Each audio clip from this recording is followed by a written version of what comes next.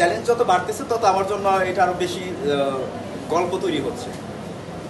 তো আমি খুবই ভাগ্যবান, আমার সাথে ইউএনডিপি ছিল, আমি ইউএনডিপির ইউথ অ্যাডভোকেট হিসেবে কাজ করছি প্লাস্টিক পলিউশন নিয়ে।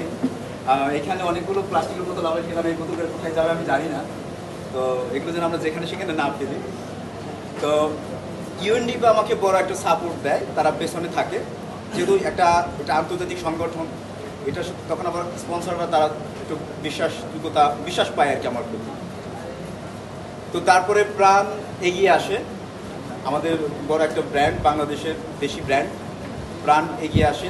জাপানের একটা টুথব্রাশ কোম্পানি তারা এগিয়ে আসে, এবং আরেকটা ইতিহাস হয় যে নেপালের কোনো একটা কোম্পানি, মানে দেশের বাইরের কোনো কোম্পানি আমাদেরকে স্পন্সর করে। তো সব কিছু নিয়ে একটা শেষ মুহূর্তে আমার টাকাই হয়, কিন্তু এখনো অবধি পর্যন্ত আমি লোনে আছি, প্রায় $3-4,000 আমি বাকি রেখে এসেছি। এই জার্নিটা যখন শুরু করি, তখন কক্সবাজার থেকে যখন শুরু করব, তখন মানে যখন প্রথম পাটা বাড়াই, আমার ইচ্ছে ছিল যে পৃথিবীর একদম জিরো লেভেল থেকে, যেখান থেকে আমরা উচ্চতা ধরি, সেই সমুদ্র সমতল থেকে হাঁটা শুরু করে একদম এভারেস্টের চূড়ায় গিয়ে থামবো, কোনো প্রকার যানবাহন ব্যবহার করবো না, সেটা মোটরেবলই হোক বা নন মোটরেবল হোক।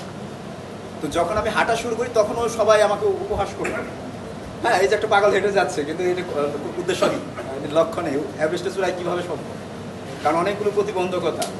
এর মধ্যে আবার বাংলাদেশের নতুন পরিবর্তন এলো, আমাকে আবার ভারতের সীমানা পেরোতে হবে, ভারতের উপর দিয়ে যেতে হবে, ভিসা বন্ধ, প্রতিবন্ধক একটার পর একটা প্রতিবন্ধকতা আসছে।